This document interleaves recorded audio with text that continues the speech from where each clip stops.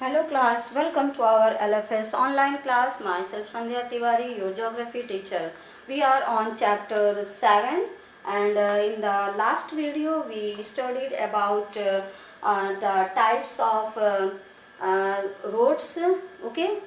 And in this we have studied about 6 classes of these roads, and in the first second and third we have studied, means only 2 we have studied in the last video.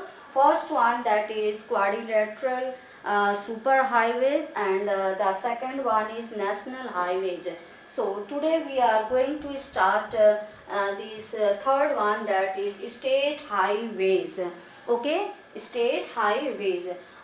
These are roads linking a state capital with its district headquarters. And second, fourth one we will study about district roads, and next after district road other roads, and after other roads we will discuss about border roads. These are the topics which we are going to discuss today, so be careful.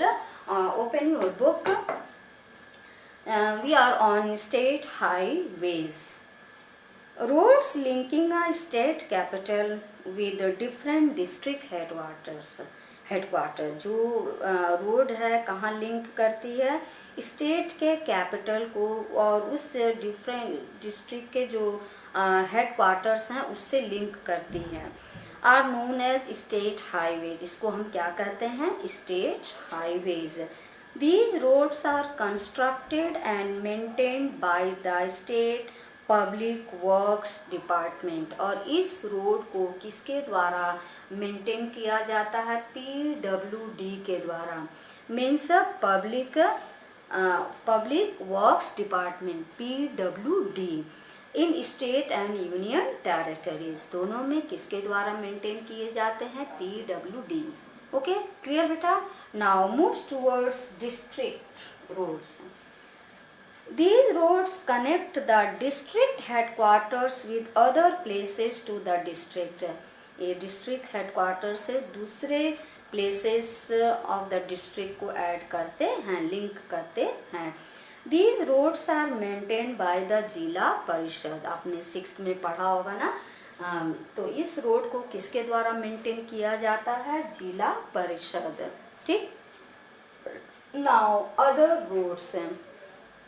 Rural roads which link rural areas and villages with towns। ये other roads में क्या आता है? Rural areas roads आते हैं जो कि link करते हैं, किससे जुड़ा होता है? रूरल एरियाज और विलेजेस विद टाउन्स, इन सब से जुड़ा होता है। Are classified under this category, इस कैटेगरी में ये आते हैं। These roads received special impetus under the प्रधानमंत्री ग्रामीण सड़क योजना। और ये किसके अंतर्गत आता है? प्रधानमंत्री सड़क योजना के अंतर्गत आता है। ठीक। Under this scheme special provisions are made। इस स्कीम के अंदर स्पेशल प्रोविजंस किए गए हैं। क्या क्या हैं? So that every village in the country is linked to a major town। क्योंकि हर एक जो गांव है, हर एक जो विलेज है, कहाँ से जुड़ा होना चाहिए? मेजर टाउन से। इन द कंट्री वो जुड़ा होना चाहिए। By an all season motorable road, हर एक सीजन में वो एरिया शहर से जुड़ा होना चाहिए, मेन शहर से जुड़ा होना चाहिए। ठीक। Now next, border road. Apart from these border roads organisation government of India undertaking construct. ये जो बॉर्डर रोड्स ऑर्गेनाइजेशन है ये गवर्नमेंट ने ये कंस्ट्रक्ट कर रही है।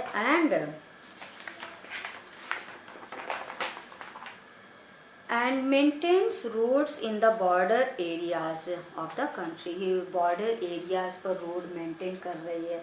आपने मैप में देखा होगा बॉर्डर एरिया से, जैसे कि आपका तिब्बत है, भूटान है, नेपाल है, पाकिस्तान है, अफ़गानिस्तान है, और भी आप नॉर्थ ईस्ट में चले जाइए तो आपका बांग्लादेश है, फिर म्यांमार है, और इंडिया के अदर जो वाटर बॉर्डर्स हैं वो कि जो कि आपका क्या है, श्रीलंका है, मालदीव्स है, ये सब सारे कंट्रीज हैं। ठीक, क्लियर।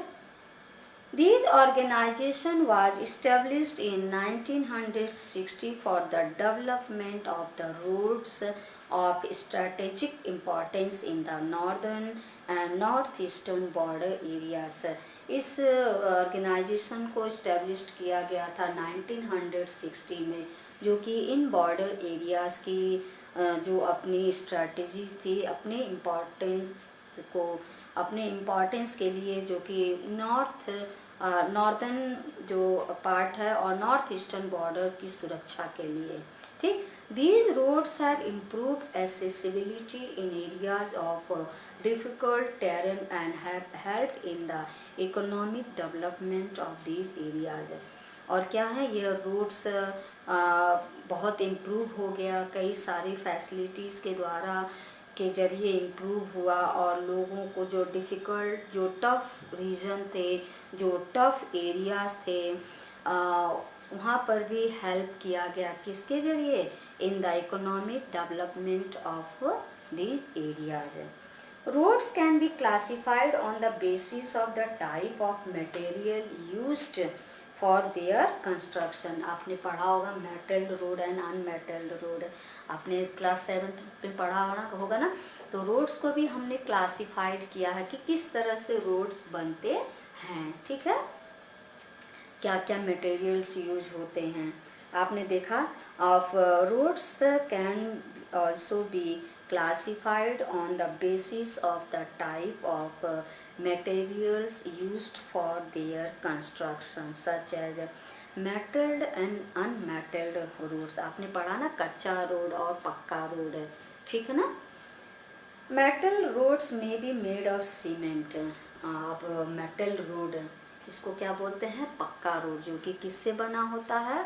सीमेंट से बना होता है। जैसे कि अभी शायद ही कोई गली होगा आपके शहर में जो कि मेटल्ड रोड नहीं होगा। अब इस समय सारे रोड्स, आपके स्ट्रीट, गली, रोड सारे जो हैं ये मेटल्ड रोड हो गए हैं। ठीक है, मेटल रोड्स में भी made up of cement, concrete और इवन बिटुमेन ऑफ कोल। और ये जो कंक्रीट आपने देखा होगा ना, कई सारी चीज़ें मिला करके बड़े सारे मशीन में डाल करके रोड पर बिछाया जाता है, फिर पीछे से रोलर आता है, उसको बराबर लेवल करता जाता है। देखे हैं आप ना, ये कोलतार और कोल से जो बनती हैं road. Therefore, these are all weathered roads. Unmetalled roads go out of the use in rainy season। जो unmetalled road हैं क्या है, हम रेनी सीजन में उस पर नहीं चल सकते। अगर चलते हैं तो कभी कभी आपको कहीं कहीं दिखाई देता, पैर डाले तो पूरा पानी हमारे मुंह तक आ जाता, कपड़े तक आ जाता है, होता है ना। वो रोड कभी भी सही नहीं होते, हमेशा बारिश के दिनों में इतना इतना कीचड़ लगा रहता है। ठीक है, सो टुडे आज हमने टाइप्स ऑफ जो रोड्स को हमने डिवाइड किया था उसको पढ़ा हमने। ठीक है, फर्स्ट क्या था? क्वाड्रिलेटरल सुपर हाईवेज, फिर दूसरा था नेशनल हाईवेज, थर्ड है आपका स्टेट हाईवेज, फोर्थ है आपका डिस्ट्रिक्ट रोड्स, फिर आपका है अदर रोड एंड फिर बॉर्डर रोड्स। ठीक है, so today we have completed roads and tomorrow roadways and tomorrow we will start railways। कल हम रेलवेज के बारे में पढ़ेंगे। So here's your homework, learn about national highways।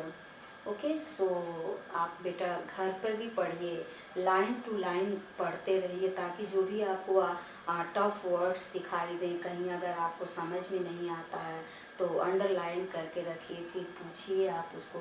और पैरा को पढ़ना बहुत ज़रूरी है, क्योंकि उसी पैरा में से आपके क्वेश्चन पुटअप किए जाएंगे। अगर आप पैरा नहीं पढ़े रहेंगे तो आपको क्वेश्चन पुटअप किए जाने पर यही लगेगा कि अरे बाबा रे बाबा, कहाँ से क्वेश्चन पुटअप कर दिया गया। ठीक है, तो इसीलिए आपको बेटा आपका एग्ज़ाम भी बहुत नज़दीक है। सो आपको इवन सिंगल मिनट भी वेस्ट करने की ज़रूरत नहीं है। आप अपने टाइम का फुल यूज़ कीजिए, उसको बिल्कुल ही अपना टाइम वेस्ट नहीं करिए। बहुत अच्छी तरह से लगन के साथ पढ़ाई कीजिए ताकि आपके अच्छे से अच्छे मार्क्स आ सकें। ठीक है, आपकी मार्क्स से मतलब नहीं, आपका जो परसेंटेज है वो भी हाई होना चाहिए, टॉप होना चाहिए। ठीक है बेटा। और बेटा आप लोगों ने अपना वर्क नहीं सेंड किया था, जो कॉपी सबमिट हुई थी, मैक्सिमम स्टूडेंट्स ने अपनी कॉपी नहीं सेंड की थी। अब कल से आपका स्कूल भी ओपन होने वाला है, तो अगर हो सकेगा तो आप अपनी कॉपी कंप्लीट रखिएगा, और अगर मुझे टाइम मिलेगा तो हम आपकी कॉपी मांगेंगे तो आप सबमिट कर दीजिएगा, तो हम चेक करके आपकी कॉपी आपको रिटर्न कर देंगे। ठीक है बेटा। Today only this much. Thank you.